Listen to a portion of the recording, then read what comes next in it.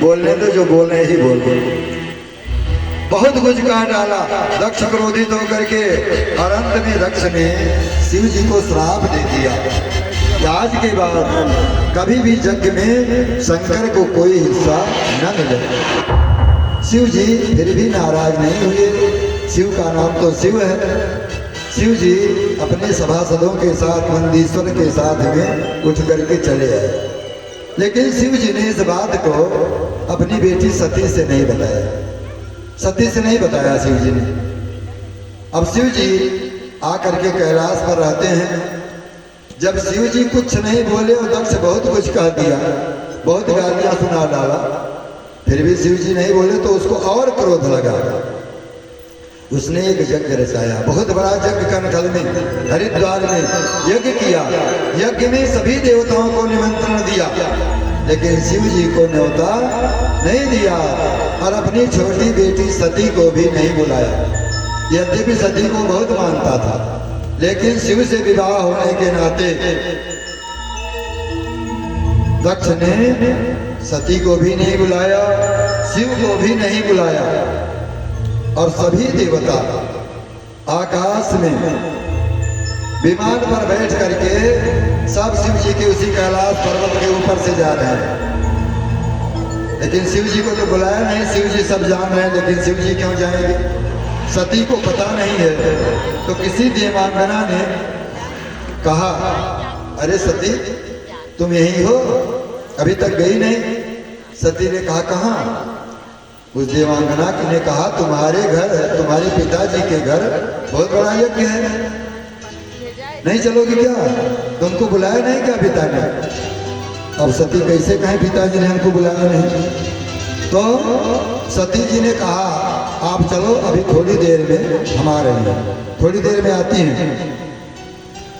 तो देवांगना चली गई। अब सती जी के मन में जिज्ञासा हुई कि क्या करें, कैसे हम जाएं पिता के यज्ञ में।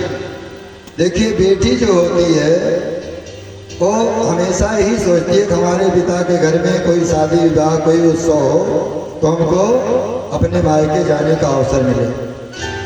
लेकिन जब नहीं बुलाई जाती है तो उसको बहुत कष्ट होता है। सती जी एकदम व्याकुल है, घर से बाहर, घर में एक बार, घर में एक बार, बाहर चक्कर लगा रही हैं। शिव जी से सती जी कह नहीं पा रही हैं क्योंकि निमंत्रण नहीं है। लेकिन मन बनाकर सती जी ने शिव जी से कहा कि भोले बाबा, देखिए कितनी बारीकी से कह रही हैं आपकी ससुराल में आपके ससुर जी ने बहुत बड़ा यज्ञ रचाया है, आपको नहीं मालूम? माताएं जब अपने मायके की बात करती हैं तो बहुत अकड़ कर करती हैं, नहीं मालूम? हमारे मायके में ऐसा है, नहीं मालूम? लेकिन सती जी ऐसा नहीं बोल रहे क्योंकि न्योता नहीं आया।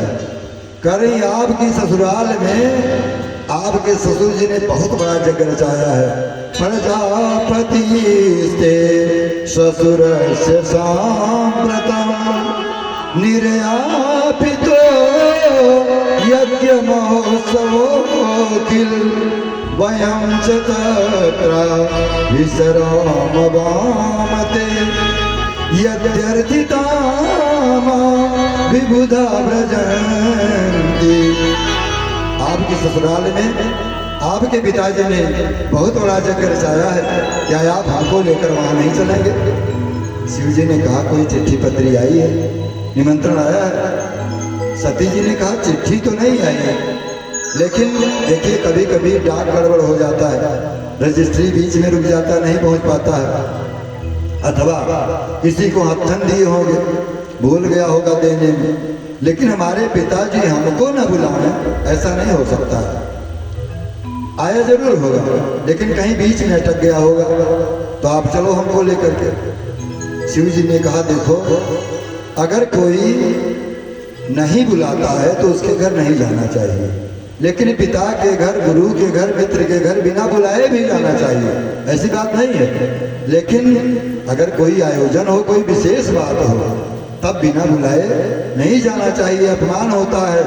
शिव जी ने सती से पुरानी बात को छिपा लिया नहीं कहा कि शिव जी ने हमको अपमानित कर दिया है, दक्ष ने हमको अपमानित कर दिया है, श्राप दे दिया है, तो यज्ञ में हमको बुलाएगा नहीं, और मेरा संबंध रहने के नाते तुमको भी नहीं बुलाया। बात को छिपाया। सती जी एकदम परेशान, घर में से बाहर, बाहर से घर में, बार बार दौड़ लगा रही हैं, लेकिन कह नहीं पा रहे हैं। काहे को ब्याहो विदेश, हे सुन बाबुल मेरे, काहे को ब्याहो विदेश।